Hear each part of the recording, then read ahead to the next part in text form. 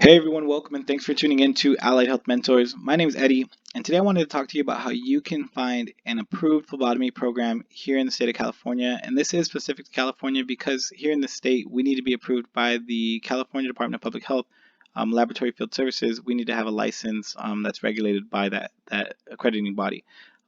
So if you want to get into the world of phlebotomy and you want to become a phlebotomist, this is where you would start.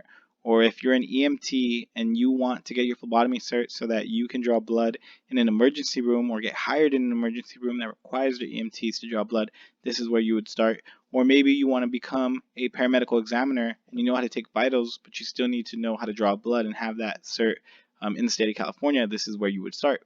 So I started by going to Google and typing in California phlebotomy. That's all you have to do. Go ahead and click on the California Department of Public Health link here. And like I said, Laboratory Field Services, they're the ones that license the phlebotomists in the state of California. And if we scroll down, it's going to tell you a little bit about, the phlebotomy certificate, and it's going to come to the scope of practice. Now, you guys can go out through all this and read it, but I wanted to go over this real quick. CPT 1, Certified Phlebotomy Technician 1, is the license that you want to get and the training that you want. LPTs and CPT 2s aren't utilized in California. At least the licensure isn't really utilized in California. I'm not sure why they still have them. Like CPT 2s, the only difference between a CPT 2 and a CPT 1 is that a CPT 2 is allowed to draw from arteries. But the only time you would really need to draw from an artery would be to perform an arterial blood gas. And in the state of California, we have registered nurses and respiratory therapists that draw those ABGs for us. So there's really no reason why we would need to draw an ABG. Technically, under the licensure for CPT1, we are allowed to draw ABGs, but we have to be supervised by a nurse or I think a doctor or respiratory therapist. But you're never going to be asked to draw an ABG or draw from an artery. So don't worry about the CPT1 license. I guarantee you, if you look on jobs on Indeed or Simply Hired and you look for phlebotomist positions, they're all going to be CPT1s. It might give you an option to have CPT2, but it's not required. So don't worry about that. We want the CPT1 license. So let's scroll down. It's going to give you the academic requirements. Again, I want you guys to go through this so you become familiar and you educate yourself. But this is what we're really here for. Training. It says your training must be obtained in a phlebotomy program accredited by the California Department of Public Health. And the reason it's so important to have it accredited is because there's a lot of schools and money grabs out there that will have a phlebotomy program online or in another state, and people get bamboozled and they give all this money and then realize that their program that they just spent all this money and time on is not approved in the state of California. And I feel like that's really messed up. So that's why I made this video, so that you guys can see how to find an approved program in your area. So this list, again, it says list of approved phlebotomy training schools. If we scroll down, it gives us a ton of schools, and these schools are all listed in alphabetical order, not by city or state. But you can scroll down and you can kind of just look through them, and you can find something that's in your area, something that's affordable. All of these are different.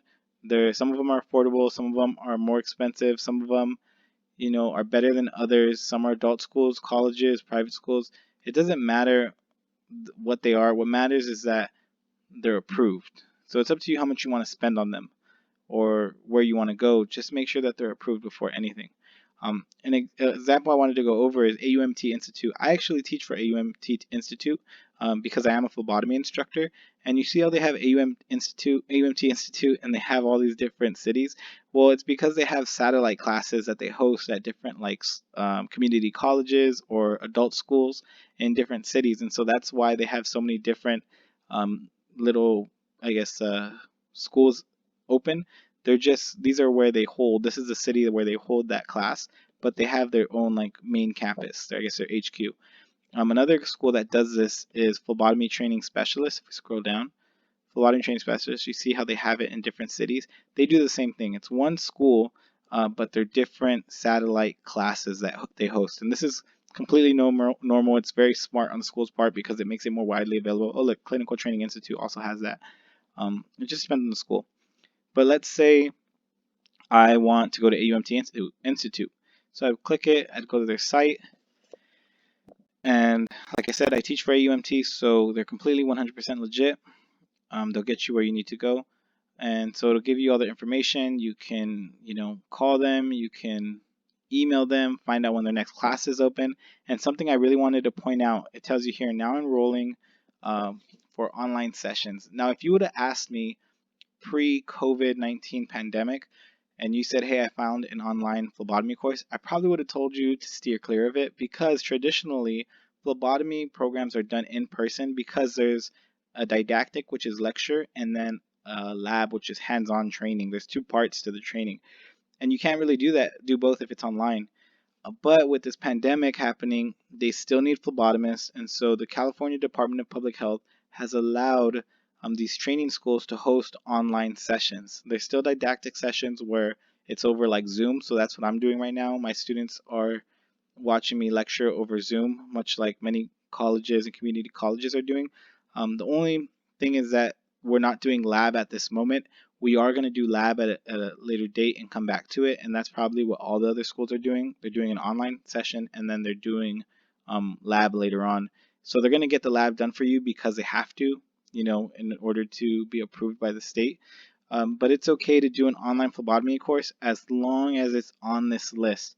If you Google online phlebotomy courses, you might find online phlebotomy courses from other states, and those will not be approved by the California Department of Public Health. So make sure that it is on this list before you send them their money or you sign up, because you don't want to take that course, spend all that time and money, and then it's not approved by the California Department of Public Health, and you can't get your CPT-1 license and you can't work in the state. So yeah, that's pretty much it. That's all I wanted to go over. I wanted to show you guys this list, how to find it. I don't want you to get cheated out of your money.